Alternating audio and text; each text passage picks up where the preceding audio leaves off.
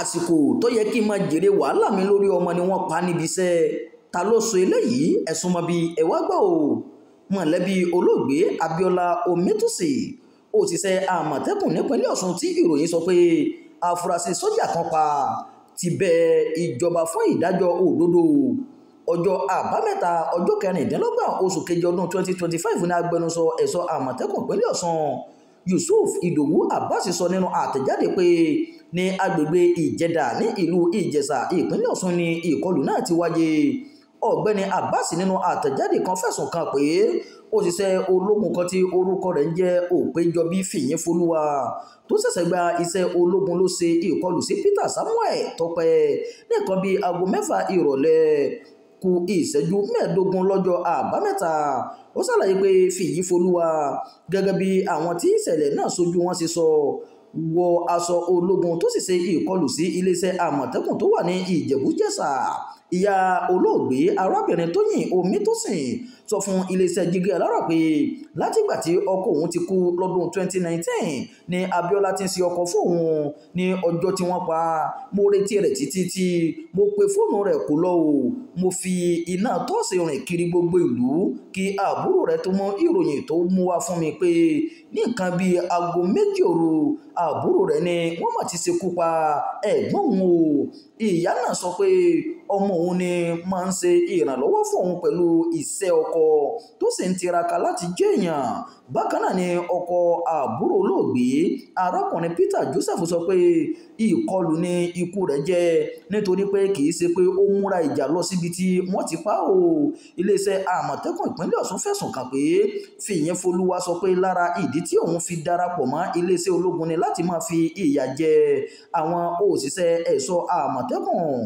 Ọmọyalé nínú àtẹ̀jáde náà sọ pé kò pẹ́ sígbà náà ni Fìyínfolúwa àtàwọn kan pàdé ẹ̀ṣọ́ àmọ̀tẹ́kùn Tọ́pẹ́ lójú ọ̀nà tó ń gun ọ̀kadà lọ tí wọ́n sì dá dúró. Wọ́n ṣe ìkọlù sí i.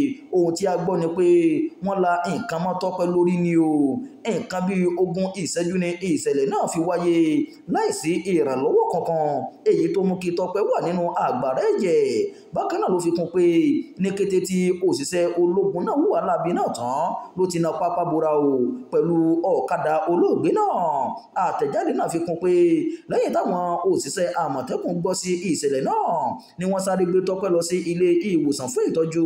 Bákan náà ló tún ní wọ́n lọ fi ìṣẹ̀lẹ̀ náà tó iléeṣẹ́ ọlọ́pàá tó wà ní Ìjẹ̀bú-Jẹ̀ṣà létí láti pe àwọn ẹ̀ṣọ́ aláàbò láti mọ nǹkan tí ó ń ṣẹlẹ̀ o. Ọ̀gágun Yunusa Isiaku tó wà ní ẹ̀ka ìmọ̀-ẹ̀rọ ní iléeṣẹ́ ológun tó wà ní ìlú Ẹdẹ, wọ́n fi tó òun náà létí nípa ìṣẹ̀lẹ̀ yìí o. Ọ̀gá àgbà àmọ̀tẹ́kùn Isaac Ọmọyẹlé ní gbogbo ìgbìyànjú láti dóòlà ẹ̀mí Peter Tọ́pẹ́ ló já sí pàbó bí ó sì dágbére fáyé ní òwúrọ̀ ọjọ́ Àìkú. Bákan náà ló sọ pé ìròyìn ìbànújẹ́ ni ikú Abíọ́lá jẹ́ nítorí ó jẹ́ òṣìṣẹ́ takuntakun lẹ́nu iṣẹ́.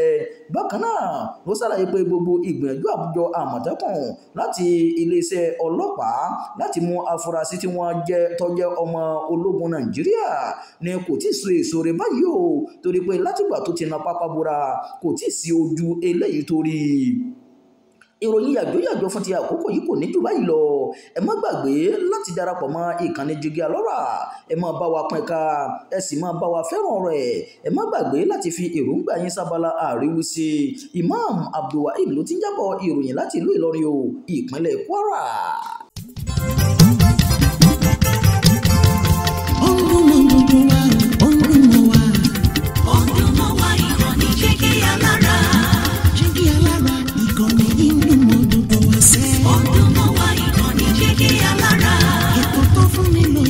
Ètò tó wà ní lọ́yẹ̀ wà ń bẹ̀. Ọdún mọ́ wá ìkànnì Jígí Alára. Ìròyìn lóríṣiríṣi tàbí mọ bó ṣe ń lọ láwùjọ. Ọdún mọ́ wá ìkànnì Jígí Alára. Ìkànnì Jígí Alára. Jígí Alára. Jígí Alára.